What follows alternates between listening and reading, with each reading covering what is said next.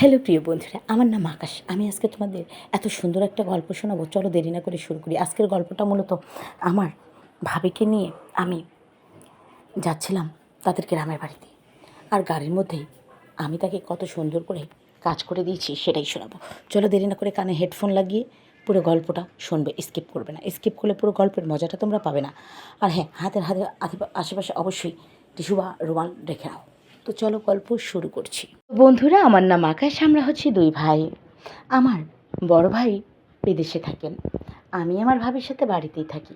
আমাদের গ্রাম থেকে ভাবির গ্রাম প্রায় সারা রাত অথবা সারাদিন এরকম একটি রাস্তা।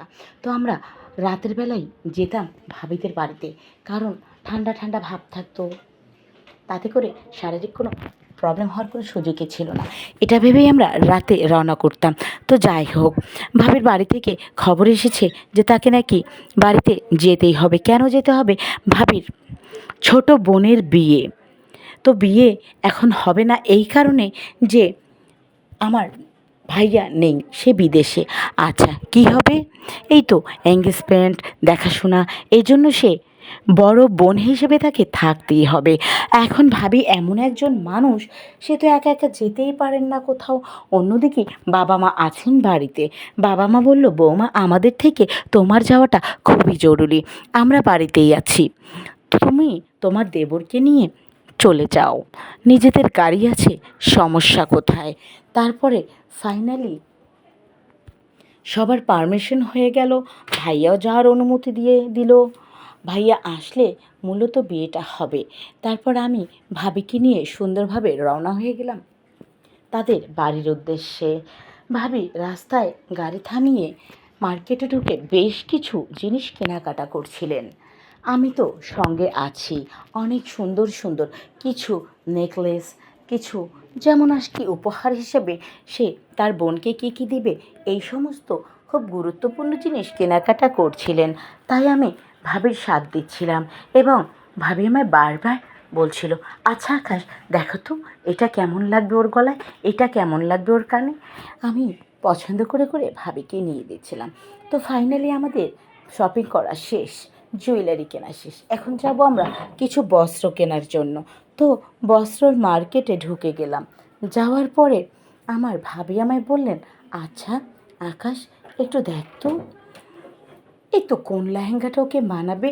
আমি পছন্দ করি খুব সুন্দর একটি কালারফুল লেহেঙ্গা ওকে দেওয়ার জন্য বললাম যেহেতু এঙ্গেজমেন্ট পার্টি, সেহেতু লাল নয় ভাবি, একটু পিঙ্ক কালার সুন্দর দেখে, হ্যাঁ সাদা পাথর হবে, যেহেতু আমরা এখানে ডায়মন্ড ব্যবহার করছি, সেহেতু সাদা পাথরের মধ্যে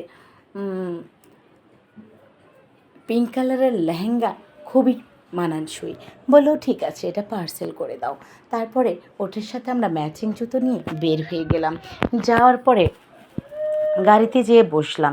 মার্কেট থেকে বের হতেই দেখলাম বাহিরে ধুধু ধুধু বাতাস। আমি ভাবিকে বললাম, ভাবি বাতাস আসতেছে, যদি ঝড় উঠে? বললো কি আর করার, যা হবে দেখা যাবে, চলো। এই বলে আমরা ভাবি সহ রওনা দিতে লাগলাম। মার্কেট থেকে বের হয়ে মোটামুটি গাড়ির কাছাকাছি চলে আসতে না আসতে দেখলাম ঝুপঝুপ করে বৃষ্টি পড়া শুরু হয়ে গেল।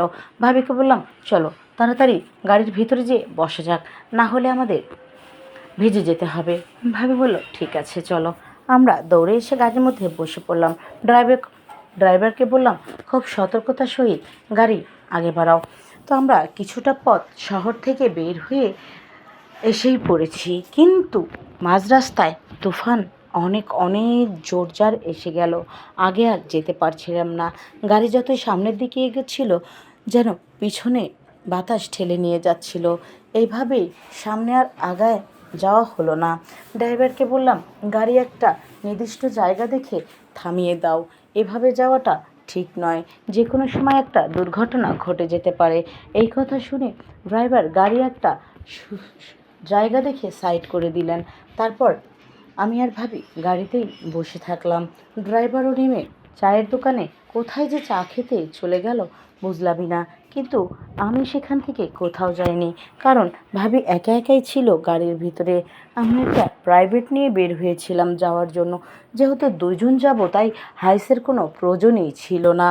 আকাশে যখন জোর জোর বিদ্যুৎ চমকাচ্ছিল, ঠিক তখনই ভাবি আমায় জড়িয়ে ধরল।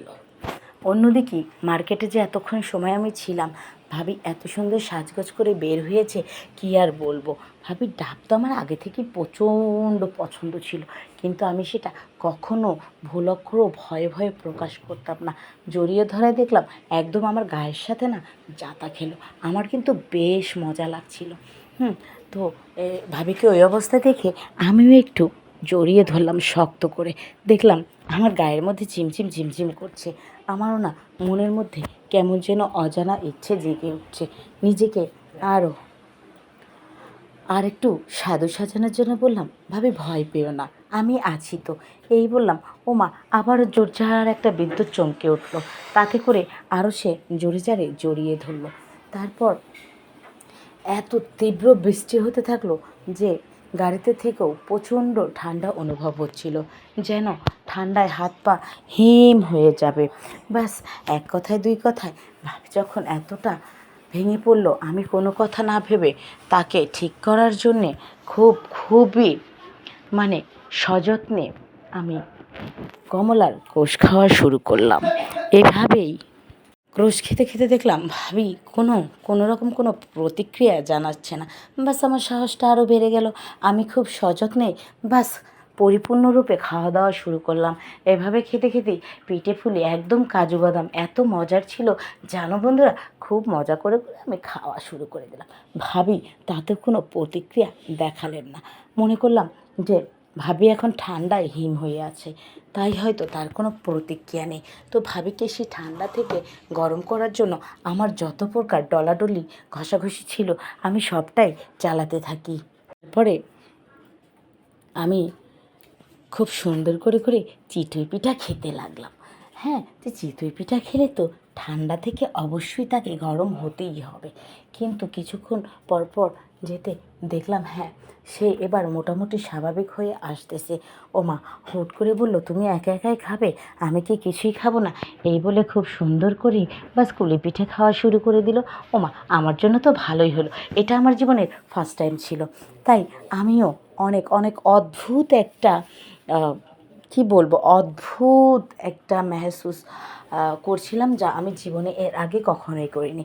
তো কুলি পিঠা অনেক স্বাদ করে করে নিজের মতো খুবই আলতো করে করে খাচ্ছিল।